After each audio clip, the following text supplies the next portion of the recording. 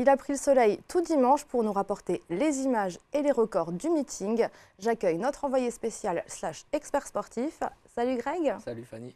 Alors les conditions étaient idéales pour cette 27e édition du meeting de Forbach. Oui, avec du soleil, de la chaleur, un peu trop même puisque les athlètes en ont beaucoup souffert. Et une nouvelle piste toute neuve et toute chaude qui a d'ailleurs été inaugurée lors de ce meeting par le maire Laurent Kalinowski en présence du président de la Ligue Grand Est. C'est une nouvelle piste qui a déjà quelques semaines évidemment d'utilisation. Et je vous demande d'applaudir s'il vous plaît la belle initiative de Laurent Kalinowski, député maire de la ville de Forbach. Une question toute simple, est-ce que cette nouvelle piste a favorisé les performances ? Je ne sais pas si la piste y est pour quelque chose, mais en tout cas ce meeting a été un bon cru.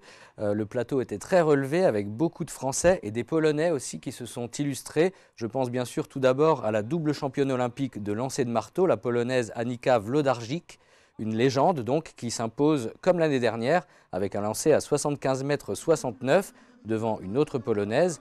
Anita Wlodarczyk qui a refusé de me parler après son podium. Par contre, la très sympathique Alexandra Tavernier, la meilleure française, nous donne sa réaction après sa 3e place avec un jet à 68,93 m. Concours très compliqué, 68,93 il me semble, c'est médiocre. Donc voilà, ça a été dur, ça a été long.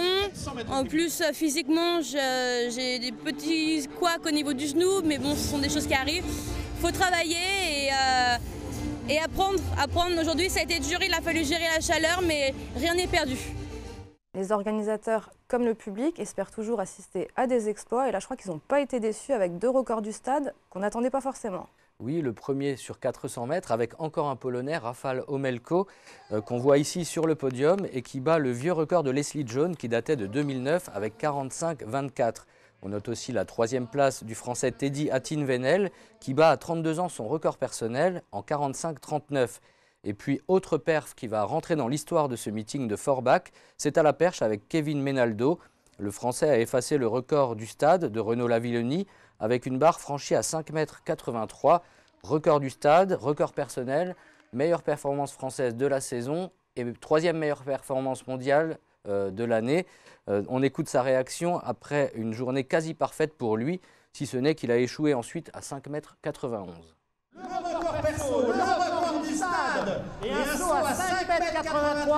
Kevin Menaldo, la C5 à Saint-Soir. Allez, je veux qu'ils se souviennent de leur passage à Forbach. Applaudissez-les. Applaudissez-les. Oui, c'est une super journée, une bonne performance. Un record personnel qui fait vraiment plaisir à battre. Une meilleure paire française, de super sensations à 5,91 m. Voilà, pour un début de saison, c'est une très bonne compétition, c'est des très bons repères techniques.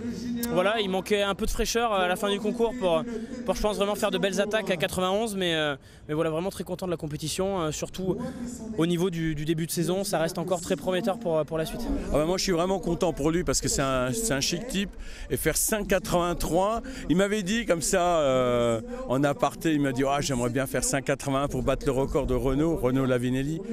Je dis ça serait bien, il a fait 5,83, c'est génial. En plus il se qualifie pour les championnats du monde à Londres. Les performances, elles sont importantes pour la notoriété du meeting, mais aussi pour son classement sur le circuit mondial. Est-ce qu'ils font toujours partie des 100 meilleurs? Oui, et il va le rester à mon avis sans problème après cette édition 2017, même s'il y a eu quelques déceptions, notamment au triple saut. On attendait Héloïse Le Sieur, l'ancienne championne de saut en longueur, qui n'a terminé que 2e, et Benjamin Compaoré seulement 7e chez les hommes.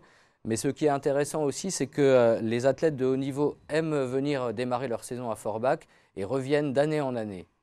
Alors moi je viens toutes les années depuis 2012, donc voilà, c'est quand même un rendez-vous que j'apprécie de faire. C'est quand on commence à faire le plan des meetings avec le coach, c'est la première marque qu'on met parce que c'est un gros rendez-vous. Il y a des filles qui ont énormément de niveau, on a pu voir Wlodarczyk, on a pu voir Kopron, donc voilà, c'est des meetings qu'on apprécie de faire et d'autant plus que le public aime le lancer et c'est pas partout qu'on peut trouver une ambiance pareille. C'est un meeting que j'apprécie beaucoup parce que voilà, je connais bien l'organisateur qui fait un travail formidable sur le plateau, sur l'organisation, sur vraiment tout ce qui est l'hébergement et tout ça. On est vraiment super bien accueillis à Forbach. C'est un meeting où j'avais réalisé il y a 2 ans les minima pour les championnats du monde aussi. Et voilà, il y a toujours vraiment de bonnes conditions. On est, comme je le disais, vraiment bien accueillis. Il y a une bonne organisation, donc c'est toujours un plaisir de venir sauter à Forbach. Est-ce qu'il y a d'autres choses à retenir de ce meeting?